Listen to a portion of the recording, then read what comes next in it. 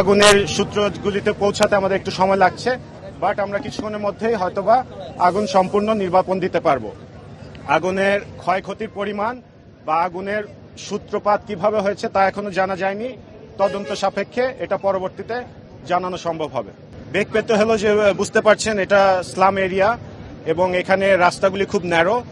ভিতরের দিকে আগুনের যেখানে আগুন জ্বলছে সেই জায়গায় যাওয়া যাচ্ছিল না বা পানি পৌঁছানো যাচ্ছিল না। আরেকটা সমস্যা হচ্ছে আশেপাশে আপনারা জানেন যে পানির কোনো উৎস নেই, যার কারণে আমাদের 15টা গাড়ি আনতে হয়েছে, বিশেষ পানিবাহিত গাড়ি, এবং সেই গাড়ি দিয়ে ক্রমান্বয়ে আগুনটা নিভাতে হয়েছে। এটা তো তদন্ত না করে বলা যাবে না। এত ধোয়া কারণে এখানে ভাঙারি দোকান, কাগজপত্রের দোকান, অন্যান্য প্লাস্টিকের জিনিসপত্রের দোকান, এর জন্য ধোয়া বেশি হচ্ছে।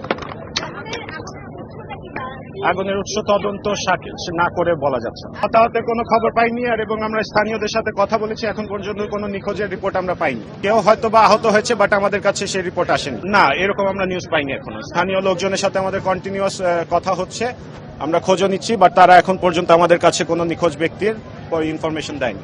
এটা আমার ধারণা এই সম্পর্কে আমি মতামত এখন দিচ্ছি না, তদন্ত সাপেক্ষে এটা বলতে পারবো। আমাদের তদন্ত কমিটি হবে, আমরা ফায়ার সার্ভিসের নিয়ম থেকে আমরা তদন্ত কমিটি গঠন করব।